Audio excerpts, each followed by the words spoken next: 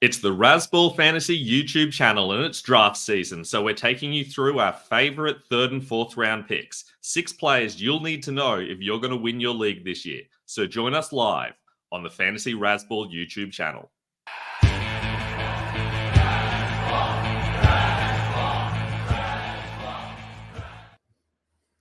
I'm Ben Wasley. Welcome to the Fantasy Razzball YouTube channel. Today we're talking third and fourth round must-have players. And I'm joined by the man that I contractually must have on all Friday night live shows. The king of Razzball Fantasy. It's Bobby LaMarco. What is going on, Bobby? Ben, honestly, the king. You know, that feels... I can't take the crown fully, but I will take the king of the NFL Razzball piece. All right, I'll do that at least. I think that's fair. Look, everyone needs to have their domain, and we can share it around. Right. It's all fair like that. Absolutely. Yeah. No, it's draft season. I am keen. My biggest draft with all of my mates. We're meeting up next Saturday night, and I'm a little bit nervous. There's still a lot of work to be done. Have you started your drafts yet? Yeah. The home league stuff, not really, but a lot of the best ball and like the industry tournaments have happened so far. But like, after the third preseason game is when you'll start getting all the home leagues and going from there. Yeah, exactly. Like mine tend to go off a little bit early these days just because it's impossible to get actually everyone together. Everyone's like got kids now and everyone's like, oh no, I've got live stuff. We need to actually find a night we're all free. I'm like, all right, guys, we're still like 3 weeks out from the season. Can we chill a little bit? But, you just got to get going straight away. Yeah, I agree. I mean, listen, I think the problem for us is that we're so immersed in it that we need a little more time. Like, I need to know what's going to happen all right, there's still this camp battle here. And people who are not that invested are like, all right, whatever. All right, I like this ranking. I'm just going to pick this guy. It's kind of sweet. I love that for them because us, we're like, oh my God, this guy played. Me and you are arguing about Khalil Shakur and how many snaps he played with the first 2 drives, like 7 versus 5. It's like, oh my God, that could change everything. And it's just insane. So, yeah, exactly. Yeah, there's all those discussions going on. And then there's this guy that's like, hey, can someone just print me out the Fantasy Pros cheat sheet so I can use it during the thing? And I'm like, dude, I'll print you out the Razzball one if you really want one, but that's all you're getting. I love it. Company man. Exactly. We know what's going on. So let's talk about must-have players in the third and fourth round. Now, look, we know you can definitely lose your league in the first couple of rounds, but I think it's the third and fourth round that things really get interesting. And for me, the most interesting conversation about the first few rounds is when to take a quarterback. And I'm very much in the camp of taking one early. And to me, there's 3 viable options. It's Josh Allen, who's been a top 2 fantasy quarterback each of the last 4 seasons. He's probably going to be off the board by the third round, but it depends on your league settings as to exactly when he goes. There's Patrick Mahomes with his bevy of new pass catchers, and he's going to be a very popular early pick. Could return to that number 1 spot from 2022. But for me, if I'm in the third round, the guy who's usually falling to me, and the guy who's actually my number 2 quarterback in my rankings, but very close to Josh Allen, it's Jalen Hurts. And he's my guy for today's show as well. He's been a top 3 fantasy finisher in each of the last 2 seasons. And there's plenty of reports out of Philly suggesting that the new Kellen Moore offense is going to be even more Hurts-centric than it was last year. But here's the most important stat for me. A top 3 quarterback will, on average, get you 6 more points than a replacement level quarterback, than the quarterback 12. So who are you selecting them over? Well, the wide receiver 10 is going to get you 2 to 4 more points than a bench wide receiver, and the running back 10 is going to get you 3 to 4 more points than a bench running back. And that's assuming you can even work out who the running back 10 or the wide receiver 10 is going to be. We know these guys have a really good chance of being a top 3 quarterback. So for me, if I'm sitting there in the third round and one of these top 3 quarterbacks is here, and it's probably going to be Jalen Hurts, I'm selecting Jalen Hurts straight away because I know that's going to give me a bigger points differential over the other option I have. What are you doing at quarterback, Bobby? Yeah, in my top 150, I actually have 5 tier 1 quarterbacks in a 6-point per passing touchdown league. And I actually have Lamar Jackson and CJ Stroud in there. And, just hyper focus on Hurts. And so I think the Kellen Moore situation kind of flew under the radar. I think a lot of people aren't really talking about how it is going to be a new offense. This isn't the same offense from last year. And we can argue all day if Kellen Moore's offense is great. for Jalen Hurts. And I think it might be. I actually do like Kellen Moore. I don't think we've actually seen a true Kellen Moore offense. And you could agree with this with me since 2019, because Mike McCarthy came in 2020. Last year with the Chargers was kind of a dumpster fire with so many players being in and out of the lineup.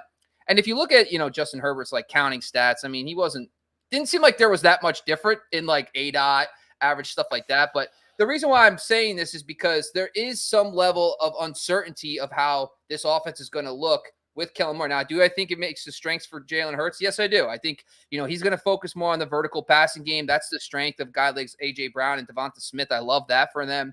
I'd also think if you look at early career Dak Prescott, when he was with Kellen Moore and Jason Garrett before Mike McCarthy got there, they did utilize his legs a little more, and I do think that's something that he won't shy away from. So the tush push is still going to be around. I think the bigger question you just brought up is the value-based drafting piece, right? So, and my personal opinion is like, because I view CJ Stroud and Lamar Jackson in that same tier, I actually am okay passing in early round 4, because I'm like, if one of those guys doesn't fall, I'm probably going to take guys like T. Higgins, Kenneth Walker, guys that we're going to talk about later in this, and try to load up on those running backs and wide receivers, because I do think there's a little bit of a bigger tier 1, and maybe hope that a guy like CJ Stroud falls to round 5, and then that might justify it. But at the same time, if one of my guys is not around, I actually have Jalen Hurts as number 3, but honestly, it is one of those situations where I will be patient because I do like so many quarterbacks.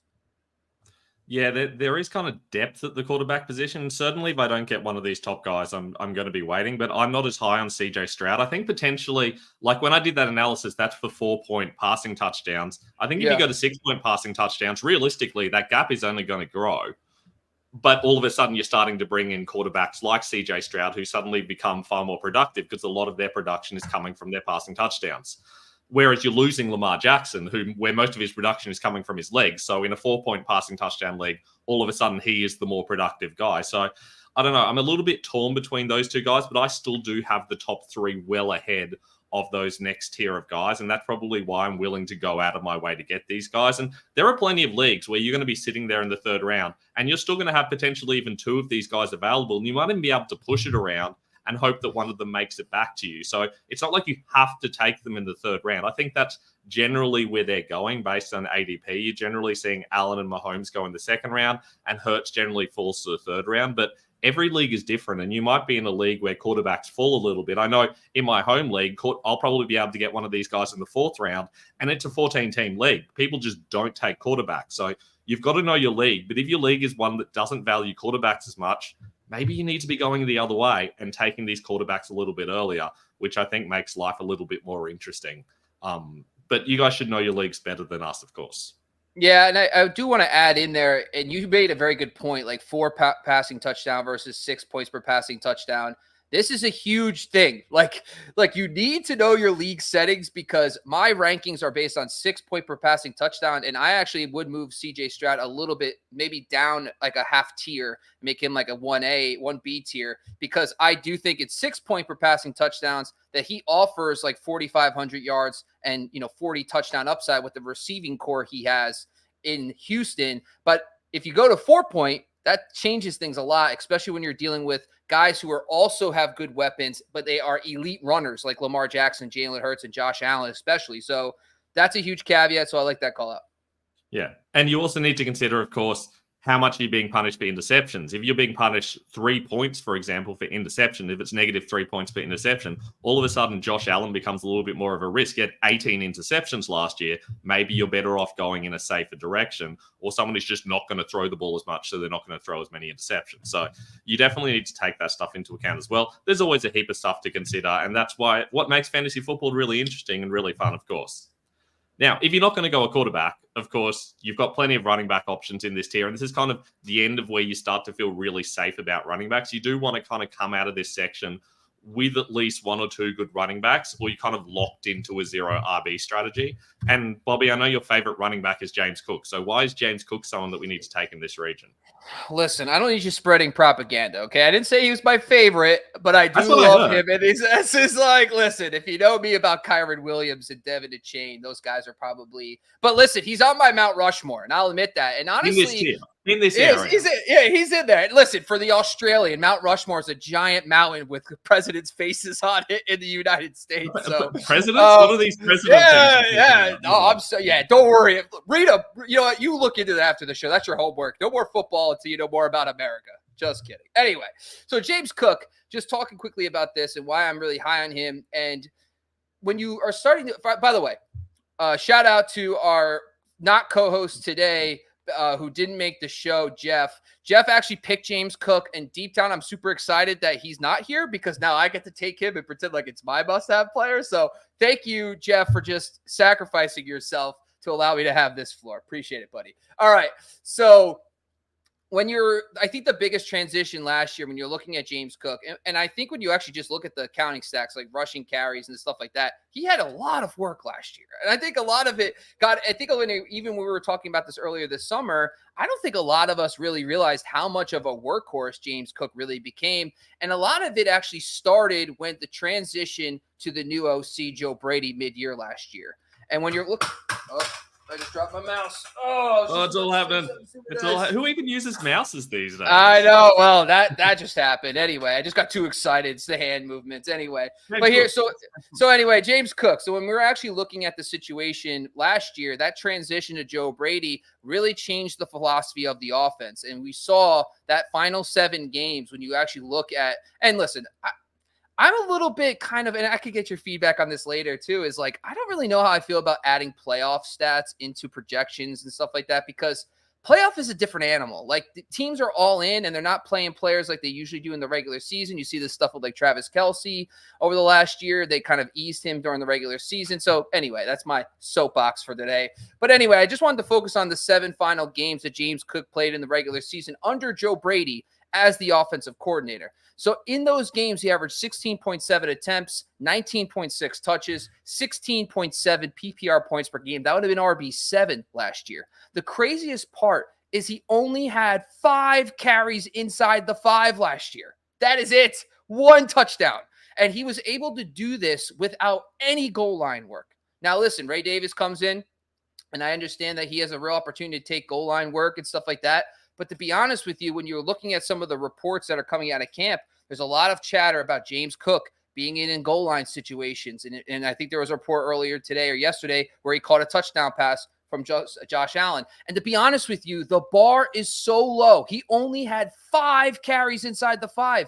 If he could double that, and honestly, doubling it and tripling it is still not even like really league average. I mean, the elite guys are in like the 30s and 40s. So like getting him just 10 more carries inside the 5, he was doing 16 fantasy points per game last year without the goal line work. So that to me smells like, hey, there's a real opportunity here for upside. On top of that, Diggs and Davis are both gone. So there's a little bit of an uncertainty at the receiving core. We have seen in the past that if there are uncertainty at receiver positions, that some of the targets trickle down to running backs. And then on top of that, they are bringing back 4 or 5 starters on the offensive line. So I do like that continuity. Mitch Morris is leaving. They are rotating a guard to center. I know that's a little bit of a change, but having some level of continuity on the line gets me excited as well. What's your thoughts on James Cook? Are you buying him this year?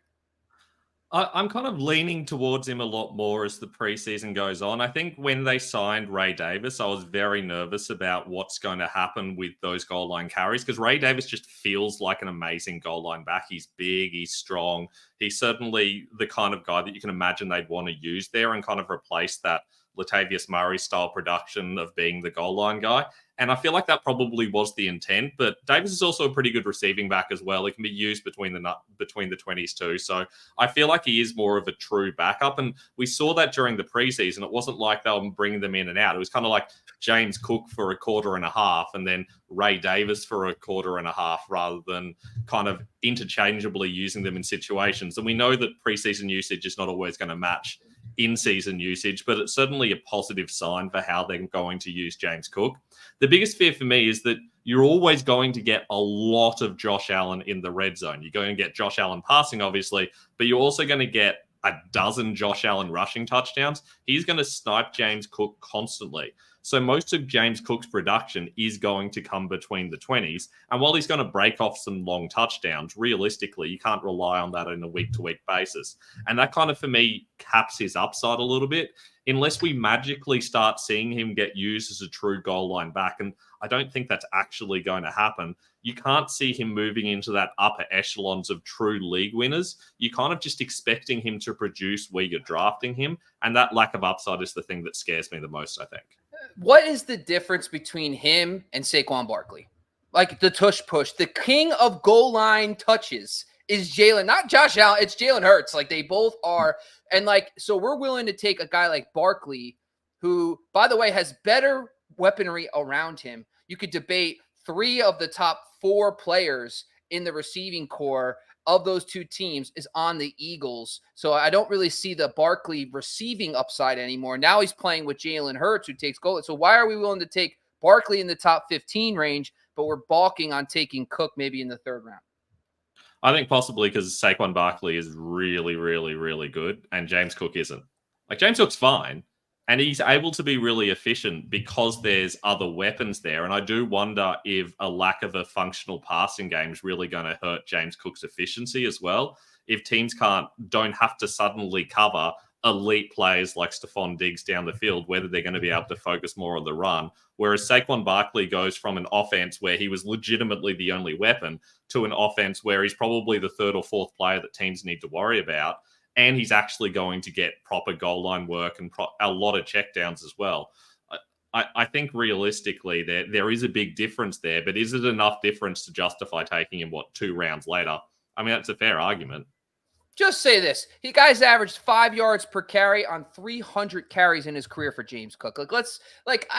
What else does he really need? Like, all right, maybe he isn't the best in pass. I mean, here's where the development of that argument happens, where like, I understand, listen, I'm a Giants fan. I love Saquon Barkley. I think he's really talented, but to be honest with you, it's like everything is being blamed on the Giants offensive line. It's blaming the bad quarterback play. And sure, all those things can be true, but what really props up Barkley's, and I don't know how this turned into a Barkley discussion, but you know what? Whatever. It's Friday. I'm just going on a tangent. It is what it is.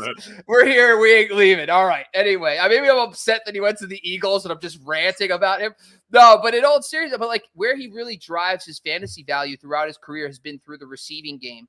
And honestly, like Jalen Hurts is never going to be a heavy check down running back guy. And that's why I'm like, I view the situations extremely similar because I know the Eagles' offensive line's elite. The Bills aren't on the same level, but they are in the top half in PFF grades.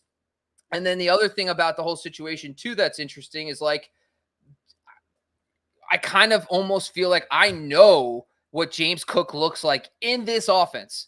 We have no idea what Barkley's going to look like in this situation. So call me crazy. Listen, I'm going to take Barkley 10 out of 10 times.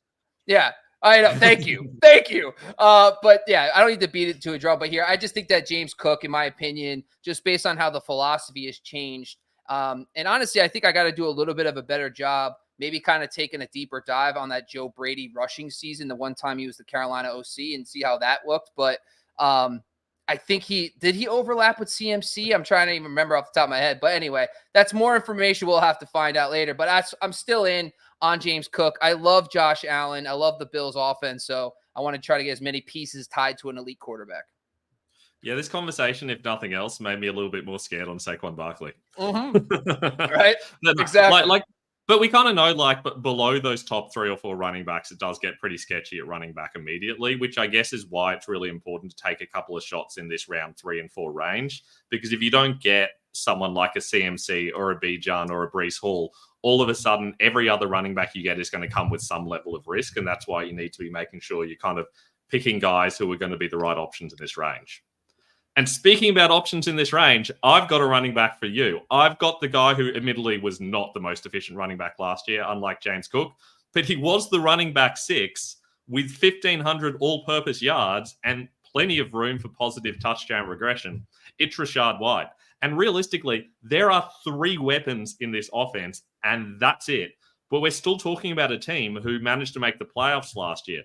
Like, we are talking about a solid football team who is going to score plenty of points, and all of those points are going to go through Mike Evans and Chris Godwin and Rachaad White. It's not like Baker Mayfield is going to be using his legs. It's not like Kate Otten's suddenly going to turn into a top 12 tight end. Rachaad White is one of the 3 weapons in this offense. They don't have other options. And that, for me, makes him really safe for fantasy. Don't get me wrong.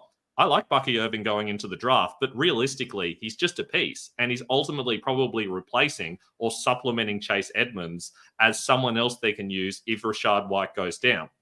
I was very surprised by Rachaad White's usage last season because I remember watching him in college. I had him in college fantasy, and he was used as part of a three-man committee, even though he was clearly the best back. So my assumption was when he comes to the NFL, well, there's no way he can be a workhorse running back.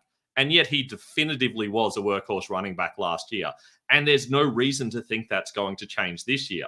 The only real risk, of course, is that all of a sudden you've got a new OC and you just don't know what that offense is going to look like under Liam Cohen. So that is the main fear for me. But I still think Rachaad White is one of only three options they can really go to in that offense. And if they're going to be functional and they're going to score points, they're going to need Rachaad White to be very busy. Is he someone that you would consider taking in this round? Because for me, he's a top 10 running back. Yeah. I mean, the funny thing is that you kind of just start putting together your rankings, and I use my rankings versus the Razzball ADP. And by the way, if you haven't checked out the Razzball ADP, I literally spend my Sundays compiling all the ADP data from the bigger sites, and I put it all in one place. And honestly, if you don't like to just get cheat codes and know where the ADP values are, then don't go look at it. Okay. All right. Because I put a lot of time into it. So go check it out. Anyway. So when I kind of just organically did this, my mindset was a little bit of, pessimism. I was like not as excited for Rachaad White. And when I actually put together the rankings and then I look at ADP, I'm ahead of ADP. So I'm like, I guess I'm in on Rachaad White. All right, cool. And so some of this has to do with the fact that his utilization last year, it doesn't get much better than that. And he wasn't as elite as he should have been. So what I mean by that is he was 30th of 59 in fantasy points per snap, 34th of 59 in fantasy points per touch last year. So it was a lot of volume. But when then you take a step back from the situation, you're like, okay, they added like a 4th round running back. That's it. So I'm like, you can't look at Ray Davis and Braylon Allen and all these guys and be like, oh, I'm super concerned now. Like, no, I mean, if they really thought they needed a counterpoint for Rachaad White, I think they would have invested a little bit more than a day 4 pick. And by the way, it's not like Bucky Irving is getting a bunch of like pats on the back from Todd Bowles and company. I think Rachaad White is still going to be the bell cow. Now, that being said, Am I top 10? No. I think there's other guys we're going to talk about in a little bit, other like James Cook, for example, and another player on this list that I'll take ahead of him. But the other thing that worries me too is the Bucs offensive line is 30th ranked in PFF's run blocking grades heading into 2024. So I think it's a volume play, and I think he's going to get it. So I'm still in on him as as a 3rd round pick, and I actually have him at 30th overall. So I'm in. Yeah. I think that makes sense. I think the fact that he's falling to here is what makes it really interesting to me. I don't think he should be falling to here. To me, he should be going earlier. So the fact that he's available here means that I'm going to be really tempted to take him a lot, simply because there's so few really safe feeling options here and guys that are just kind of locked into that volume. Because like you said, Bucky Irving is not scary to me. He's a 4th round back. He's not very big, so he's not going to take a lot of goal line carries. He's got a very similar skill set to Rachaad White. He's a good receiving back, but so's Rachaad White. He's basically a backup. He's legitimate backup who they might spell White with. And yes, their run blocking is going to be poor, but it was poor last year, and he still managed to be the running back 6. So I don't really know that anything's going to change there, and we're still going to get a heap of checkdowns. He's going to be particularly valuable in PPR. So White's the guy I'm very interested in. But if you want someone who's really going to get receiving yards as a running back, you really want Alvin Kamara, don't you, Bobby? Yeah. Sometimes I don't get it. Like, I don't understand, like, year over year, like when you start an ADP, you start like drafting players, you start looking at ADP and stuff like that. Like, wouldn't a lot of it start from last year? Like all right, you have to first thing you have to do is convince me why he cannot replicate last year. Okay. So when you're looking at Alvin Kamara's last season, before his injury in week 17, he played 12 full games last year before he got hurt in week 17. Now that could be a reason why you don't like him. Sure. Whatever. He averaged over 20 touches a game and 18.3 PPR points per game. Okay. This guy that's top 5 running back numbers pretty much any season you look at. Okay. And then heading into 2024, What's changed? Absolutely nothing. Well, that's not true. They actually brought in Clint Kubiak. Clint Kubiak, who just oversaw an offense with the 49ers that featured another very interesting pass-catching running back named Christian McCaffrey. And Clint Kubiak comes from a very long lineage of bell cow using offensive coordinators from his dad to the Shanahan tree. There's very close ties. And the proof of that is in 2021, he was the OC for the Vikings. That season, Dalvin Cook played 12 games over 50% of snaps. And by the way, if you remember old school Dalvin Cook, he was awesome, but it felt like he got hurt every week 14. It was a freaking nightmare. But anyway, he played 12 games that season where he actually played 50% of the snaps. He averaged 22.6 touches a game, 16.8 PPR points per game. Like, just ring the bell for Balcow. And then the feather in the cap for me is the Juwan Johnson injury. And the reason why that is if you actually isolate the games last year where Juwan Johnson missed, Alvin Kamara averaged 9.8 targets per game and 21.2 PPR points. So if Juwan Johnson is, not in there for the first month of the season, I mean, I don't really know. I don't really have a status. You heard anything about Juwan recently? I know he's got surgery, but I've looked into it, and they're kind of like, yeah, he might be back in the first couple of weeks. We'll see what happens. So that just makes me even more confident to take. And by the way, it's just like this guy everybody loves Alvin Kamara. Typically, you see these older backs who've produced at such a high level that people just overdraft them. For some reason, he was going in like the 5th round. And I actually moved him. In my initial rankings had him at like 13.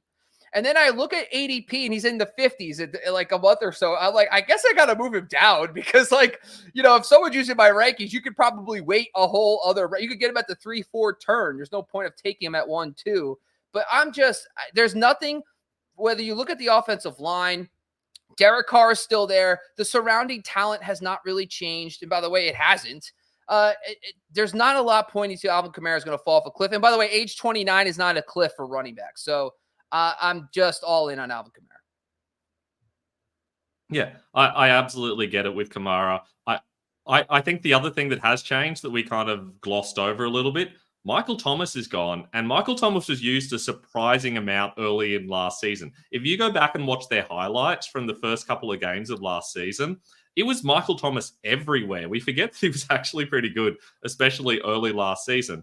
And he's gone as well. They just don't have weapons. It's not like Cedric Wilson is going to do that work. So I think realistically, if you look at who else is going to get the ball, it's Alvin Kamara, it's Chris Olave, who they don't use particularly effectively, and it's Taysom Hill. And they're really the only guys you're worried about. And yes, they will use Taysom Hill in a whole heap of random ways. But we're not talking about to the extent that it's suddenly going to take away from their studs. It's more of a concern if you've got someone like a Juwan Johnson and you're like, well, Taysom Hill's going to affect his output. But he's going to get like 10 touches a game. Alvin Kamara is going to be out there, and he's going to be touching the ball 20-plus times in a lot of weeks, and it's going to be a lot of checkdowns. So especially in PPR, Alvin Kamara is just someone you absolutely must have. I think in half PPR, it becomes a little bit more interesting because you do worry about whether he's going to get a lot of touchdowns. He does have those games where he gets like 5 or 6 touchdowns randomly, and there's a lot of weeks where he has a heap of touchdowns sniped by other people. So I think that's my biggest concern with Alvin Kamara, but especially in PPR. I mean, he's just someone that you have to have on your roster if you're getting him with the value of the 4th or 5th round, which is crazy. I think some of this too is like there's a lot of like anti-Derek Carr, he's terrible narratives, and like Derek Carr has been fine. And he's like, when you're looking at the type of quarterback that you want for your running back, you want a guy who doesn't scramble and is check down heavy. Well, that's Derek Carr. So I don't care. I'm not talking about a deep threat like Rashid Shaheed. I'm talking about the guy that Derek Carr, the reason why no one likes Derek Carr is because he's a little too check down. Exactly. Right. So why would you be in love with Kamara then? It doesn't make sense. I honestly, until otherwise, he's probably going to be my most owned player. Yeah, makes sense. I mean, look at the Raiders after Derek Carr left. I mean, tell me Derek Carr's a terrible quarterback, and then look at the team that he just left. I mean, it's a strange argument, but I agree. Alvin Kamara is interesting and strange. Yeah, before we move on here, and Jamie's in the chat. Jamie, always a pleasure having you on, man. Loves Razzball Live. By the way, Jamie, feel free to leave a comment. Pump up Ben's confidence. He's doing a great job hosting today. Like, come on, man. Like, let's be nice to our host here. By the way, I love the avatar. Pretty intense. Like that a lot. By the way, this isn't a nice thing. Everyone's going to read this and say, oh, Bobby, can I send you a free Neighbors jersey for your background? You think Jamie's being really nice, But if you watched our recent episode about overrated players, I actually talked about Malik Neighbors, unfortunately. So yeah, Jamie's just, as soon as you think Jamie's a sweetheart, he's really not. There's a subtle dig there to hurt my feelings as a Giants fan, but let's move on to the next player. Look, I was disappointed. I thought you were going to get a Saquon Barkley jersey for your background. I think that would have made a lot more sense after. All right. Pick it up here. Jeez. Okay, look, if we're going to talk about Malik Neighbors, we might as well talk about some wide receivers you can actually draft in this range, because realistically, it's too early for Neighbors, but it's too late for Mike Evans, who's been a top 12 wide receiver each of the last 6 seasons. But incredibly, last season was by far his best. He was the wide receiver 7. Despite not having his most receptions, he didn't have his most yards, he didn't have his most touchdowns, he just kind of put it all together. So there's no obvious area where you're like, oh, that's going to regress. He kind of had his average touchdown numbers, his average yardage numbers, his average receptions numbers. It was all exactly what you expect from Mike Evans. And yet we were all shocked, and we were all drafting him behind Chris Godwin last year. Now, I understand Chris Godwin's going to move to the slot, but that doesn't change Mike Evans. The fact that they haven't really brought in any true competition. Jalen McMillan is not someone I'm concerned about at all. He's having a real battle with Trey Palmer to become the other outside receiver. There are no other weapons here. We talked about this just before with Rachaad White. It's Rachaad White, it's Chris Godwin, and it's Mike Evans. And it's Mike Evans. Mike Evans is amazing. He's amazing every single year. There's no reason to believe that's going to change. Now, I do understand there's risk anytime you bring in a new OC. And they've brought in Liam Cohen. But realistically, Baker Mayfield needs to throw the ball to somebody. And with their run blocking, he's going to need to pass the ball regularly. It's going to go to Mike Evans. So Mike Evans is someone that I love in this range, especially in half PPR, but even in PPR, where you can get him compared to a lot of guys who have significantly more risk. Mike Evans has huge upside, and he's always a top 12 wide receiver. I don't understand why he's going so low. Bobby, can you explain this to me? Because it's really annoying me. I can. Let me help you out here, Ben. Please. I think so. There, we did an article a few years ago on wide receiver age analysis, and so there isn't a cliff when it comes to the elite receivers. Like these elite guys, now we could debate all day. Guys like Julio Jones and these other guys have hit cliffs and walls. A lot of that has to do with the fact that there's change around them as well. Like guys lose quarterbacks, guys get injuries. Mike Evans is kind of just status quo. He's not hurt, and he's got the same quarterback. Yeah, the system's a little different, but remember, Liam Cohen comes from the Rams. Dave Canales coached with Shane Waldron, who was a part of the Rams staff. There's some connection there. Shane Waldron was a part of the Rams staff when Baker Mayfield played the last few weeks of 2022 that year. So Liam Cohen knows Baker, and I think there is some continuity there. They know how to work with each other, and Baker, it's not a brand new offense for him. He knows what's going on. So not worried about that. What I do worry about is if you look at so Mike Evans in his career has 5 seasons of double-digit touchdowns, okay? In 4 of the 5 seasons, I can't say that. In 3 of the previous 4 seasons, he saw a dramatic cut in touchdowns the following year. He went from 12 to 3, then he went back up to 12, back down to 5, then he went 13, 14, great news, been back down to 6. So it does seem like the touchdowns are a little volatile. And if you look at, so I ran an analysis a few years ago, and if you want to go check out the depths of our Razzball archives on there, I did a thing called points per reception. So essentially, I evaluated how many fantasy points a player generates every time they catch the football. So that factors in, yardage. They also factors in touchdowns, and are they scoring more fantasy points every reception than they normally do? And so last year, he generated 3.58 fantasy points per reception last year, every time he caught the ball. His career is 3.28.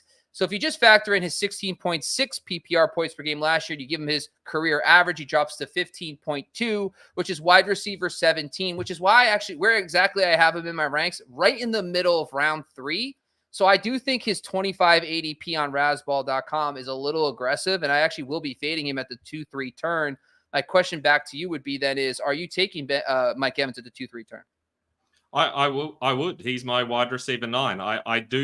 I'm not so worried about that touchdown regression. He's had 13 or more touchdowns in 3 of the last 4 seasons. And I don't really, and even in that year where he had 6 touchdowns, he still finished as the wide receiver 11 in PPR, and he missed 2 games. Like, we're talking about a guy who just always produces every single year. And he's only 30. He's younger than Devontae Adams, who a lot of people are taking in this range. He's the same age as Tyreek Hill. I don't think there's an age drop-off risk. I think we just think of Mike Evans as someone who's been around forever because he has been around forever, but he's been producing forever. And at some point, we just have to acknowledge he's going to keep doing it. It's like the conversation we had with Travis Kelce for years, where we were like, well, Travis Kelce can't keep being the tight end one. It's got to be Mark Andrews. We've got to take Mark Andrews earlier. Or Travis Kelce can't do it again. We've got to take someone else. And he just keeps finishing as the tight end one well into his 30s. Mike Evans is nowhere near that drop-off. And he is that sort of big-bodied receiver who doesn't need elite speed to produce. He's just so talented in all aspects of the game that he's going to be able to keep producing as he ages for a couple more years. I don't see there as being as much risk as there is with someone like a Devontae Adams who Aiden O'Connell or someone like that throwing the ball, with someone like Chris Olave who hasn't been close to a top 12 wide receiver in years, well, in his career, realistically. We're talking about a situation where you're comparing him with guys who've never done it, and he does it every single year. I'm not saying he's definitely going to be a top 12 wide receiver, but I'd say he has more chance of being a top 12 wide receiver than the other guys you have to take over him if you're going to select a wide receiver.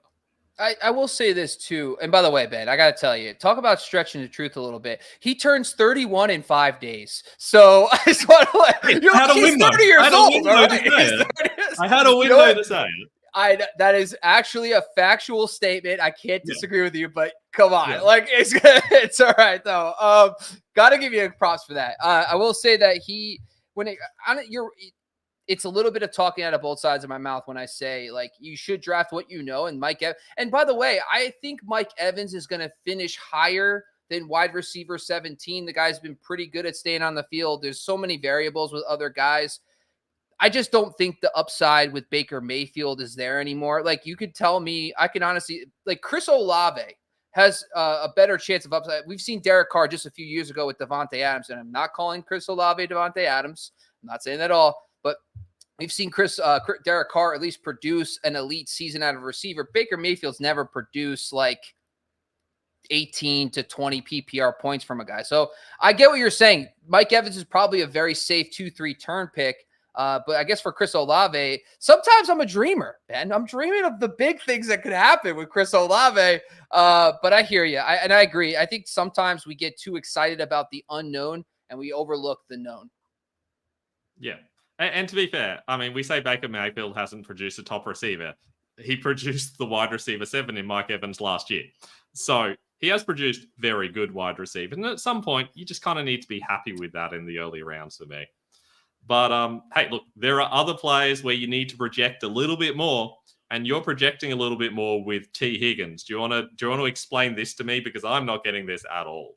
Oh, man. So T. Higgins is kind of like my flag plant, one of my favorite guys this year. A lot of it is narrative based, but there's also going to be stats because that's what we do here at razball.com. Don't worry. The other thing with T. Higgins is, listen, he signed his contract. He's on a contract year. It's go time for T. Like, he needs to prove that he can stay healthy, get out on the field, and dominate. Joe Burrow, by the way, if you want some more narrative, this has been the healthiest training camp he's had in years. He's been out there playing a decent amount. On top of all this, if you look at who else is not on the field, Jamar Chase, who's in a contract hold-in right now. T. Higgins has been the star of Bengals camp. He has completely dominated. These guys haven't been healthy together for a lot of times this whole entire – and even when they are healthy, Burrow's coming back from some injury. He hurt his wrist a few years ago, then it was – or last year, and then it was the calf injury, and he wasn't really practicing up until the season started. To be honest with you, there's been so many things going on. And by the way, he looks like Slim Shady now. If you don't love Eminem, what are we even doing here, folks? So, like, come on. But I think Joe Burrow is one of the elite quarterbacks in football. I think just if you look at the type of player Joe Burrow is, I think he's a talent elevator. And so I want to tie as many players to a guy like that as I can. So let's get past the narrative. So tell me some other real reasons. All right. Well, first off, Tyler Boyd is gone. And I understand Yoshivash is getting a lot of hype right now, but I don't believe that Yoshivash is going to step in and beat Tyler Boyd. Tyler Boyd was with Joe Burrow since 2020. They had an established connection. This guy earned targets at a decent rate. I don't think Yoshivash is going to be the same as Tyler Boyd. on top of this, if you look at the last 2 seasons, so even with all the injuries going on between Joe Burrow and Higgins missing time, if you just look at the games where they both were on the field healthy the past 2 years, he averaged 15.5 PPR points per game. That would have been wide receiver 17 last year. So when he's on the field healthy playing with Joe Burrow, even over the last 2 years with all the rotation injuries and stuff like that, he's putting up top 20 numbers. I think this is a contract year. He's very incentivized. And by the way, the last carrot is, what if Jamar Chase holds out longer? Like, now you're talking some serious upside here for a guy. And I think, by the way, Joe Burrow can easily, he's proven time and time again, he can support 2 very good receivers for fantasy when he's healthy. So yes, I am taking a leap of faith that all the things click in place, but I want to be ahead. I want T. Higgins. I want to be ahead of it. I want to know that I have a confidence that it can happen. I've seen it before. So that's why I'm in on Higgins. Sorry, I got distracted temporarily because a bird has decided to start squawking and pooping all over my veranda, and I cannot get rid of it. So he's just a part of my household now. He's just living here with me. Yeah, it's exciting news for us. I was going to say the bird is just like, he doesn't like my take either. So, you know what? The bird's out. He's shitting everywhere. He's like, he's you really know excited what? about your take. He's yeah. well excited. Yeah. Look, I feel like it's too early for T. Higgins. I feel like for him to truly produce and give you any upside, he needs a Jamar Chase injury. I feel like he's capped at about 1,000 yards while Jamar Chase is there, because Jamar Chase is just guaranteed to get so many targets and so many yards. Now, admittedly, they don't have Joe Mixon there anymore. I do think that helps a little bit. I don't think they're kind of forced to rely on that run game as much, but I think they probably still will.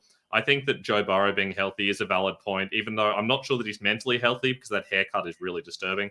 But in general, I do think that he's going to be very productive this season. I do think he's going to take a step back, but I don't know. There's a lot of reasons that I feel like we're kind of it's too early for T. Higgins. I like the upside, but it just feels like in the 3rd and 4th rounds, do you need to take him here? Are there other players who are a little bit safer?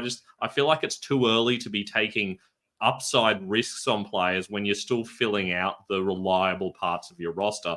I feel like you're still going to have a lot of weeks where T. Higgins gets 2 receptions for 25 yards. I kind of want players who are going to give me a little bit more than that, especially in PPR. And you know that Higgins is going to have so many of those low floor games that kind of scares me off actually using him in fantasy, even though there's a good chance he probably finishes as a top 20 wide receiver. Yeah, on next week's show. And by the way, it's hard to say for sure. Like T. Higgins ADP is 56. So if you're in the latter half of the 4th round, you could probably wait to the early 5th and take him. But if you're drafting, honestly, based on that, I might not have a lot of T. Higgins, because there's still guys that I'm going to take ahead of Higgins in the early 4th. No, that's not true. I'll take him in the early 4th because I kind of want him ahead of some players. But here's a notable name that I love too, like Rachaad White, those kind of guys. But like guys that I'm taking ahead of him, Jalen Waddle, who you can make the same exact argument for. Like Tyreek Hill, by the way, demands more targets than anybody right now. And to be honest with you, if you look at Waddle's games last year, he had a blow-up game when Tyreek Hill was out. And by the way, I had Waddle last year, and I watched this like a fine-tooth comb. It drove me insane. How many games he was so so awkwardly above average. Like he wasn't great. He wasn't bad. It was just like, God, another 5 for 60. Oh my God. Like what the hell's going on? It was annoying. But if you start looking at the guys that are going in this range, like if you look at Jalen Waddle, DK Metcalf, Stephon Diggs, DJ Moore, you want to talk about competitions. I mean, Stephon Diggs and DJ Moore, who are going way ahead of him in ADP, have a lot more target competition now than T. Higgins does. And if you look at the quarterbacks, give me Joe Burrow over those guys. Maybe not CJ Stroud. I love CJ Stroud. But if you start looking at the receivers, Devonta Smith. I mean, Devonta Smith is like the wide receiver 20 every year. And that's fine. It's awesome. And I love him for that. But at the same time, I don't think he's going to ever offer. He needs probably an A.J. Brown injury to take the next step as well. So I think that T. Higgins falls perfectly in that group. And honestly, I think out of that group, without an injury, I think that Burrow is more likely to produce an elite number 2, and there isn't a legit number 3 like in Diggs' scenario. So that's why I actually take Higgins there. That's kind of the rationale there. Yeah, I'm extraordinarily low on Stephon Diggs. I don't get it at all. But I certainly I put him in that same category as Devonta Smith and Jalen Waddle. I've got them all in their own little bundle in the mid-20s of my rankings because I'd rather have a DK Metcalf. I'd rather have the upside of a Malik Neighbors or even a Michael Pittman. George Pickens' upside. Cooper Kupp is someone who could be really good based on what we're hearing. Like, there's a whole heap of players that I just feel like have a little bit more about them than T. Higgins. And I feel like I can probably get Higgins around later because I feel like a lot of people are going to wait on him and you are going to be able to get him a little bit later on. You don't need to take him in this range. But where do you have Higgins? Just curious in your rankings. Like 27? Oh, okay. Yeah, we're wide receiver. Okay. Yeah. All right. Yeah. Just was curious. Yeah. And to be clear, like when I do the Fantasy Pros accuracy competition, I will have him significantly higher than that because I do think that he'll probably finish higher than a lot of these guys who have a little bit more like accessible upside. I feel like his upside is a Jamar Chase injury and his downside is a Joe Burrow injury. Whereas I feel like there's a lot of guys who can access their upside a little bit more easily, which is why I'd take him earlier. But I do think he's more likely to finish around that wide receiver 20 range. So that's probably where I'll actually rank him in the accuracy comps. Okay. Yeah.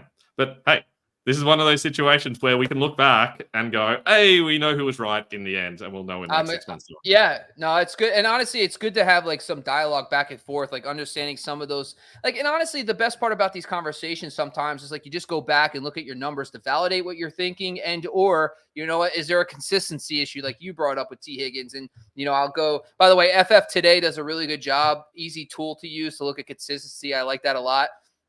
Yeah, and if T. Higgins ends up being less consistent than I thought, I'm down to definitely adjust him. But when I just keep going into this stuff, you have with rankings every single week and every single day, the best part about having a top 150 is like every time a report comes out or something happens, an injury or a holdout or something happens and you have a player somewhere, you're like, okay, now can I justify taking him higher than this player? And with T. Higgins, and by the way, another player who we're not talking about is Kenneth Walker, who I'm just obsessed with too. Those two guys have been just like every day I'm like, how would I feel if I'm in the 4th round and I take DJ Moore ahead of these guys? I'm like, nah. I just tick them up. So I hear you. It's just like, and like when you get to a certain point, take your guys.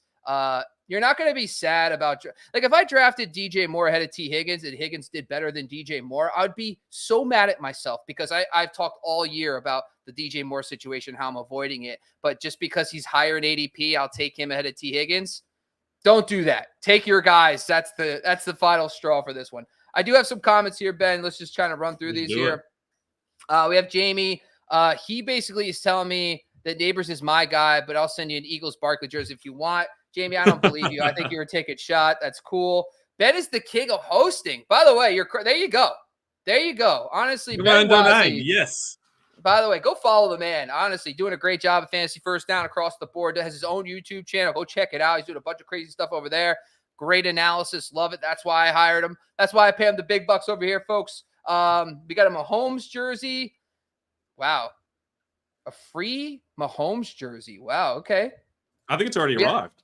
I love it. Oh, nice. I love it. Oh, thanks. Ben could send me his. I want Ben's. All right. That's what I want. All right. I'm taking Higgins as my number 2, but maybe as my number 3 if he falls. Yeah. Like I get it. Like I know that you could probably get, if you have the latter half of the 4th round, you might be able to get away with waiting until after pick 48 in the 12-team league to snag him in the early 50s. I get that. But if I have an early 4th round pick and I'm going like 42, 43, I might not risk it. There's not a lot of guys in that range I like a lot more. Maybe some of the quarterbacks we talked about earlier. Diggs in the 5th round. He skipped Diggs in the 5th round. At this point, it's just Jamie just letting us know what he's done in drafts. But skip Diggs in the 5th to draft Josh Allen in a 10-team best ball. I would take Allen over Diggs. What's your thoughts there? Oh, no doubt. Like it's not like to be fair, in a 10-team, I'm probably not even taking Diggs in the 6th. Yeah, I'm not in there either. Honestly, it's weird. One of those things where I'm lower than ADP and I'll never have him because I have guys like Higgins and Walker ahead of him. But I'm like, it's one of those things where, whatever. It's not a Diggs show today, folks. I already talked about it. By the way, if you want to hear more of my thoughts about Diggs, go check out the episode from 2 days ago. We did overvalued players in the rounds 3 and 4. Diggs was a part of that, so go check it out. I reach for Walker in the 4th round all day, every day. I'm telling you, Kenny Walker is an absolute. By the way, if you have some free time, go to Player Profiler and check out his player comp. It is going to drop your jaw. It is awesome. Love every second of it. All right, I'm serious about sending you a free jersey. I'll send them all the time. Jamie's just really want to give it. Jamie, we'll talk later offline. Back to you, Ben. Let's wrap this puppy up.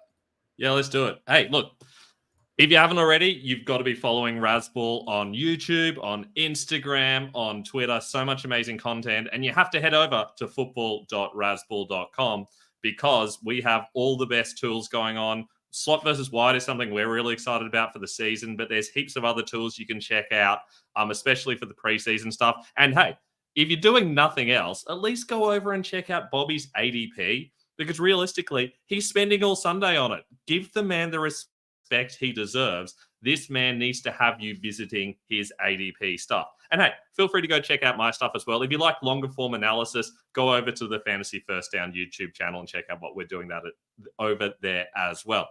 Anything else you want to pump up, Bobby, before we head off?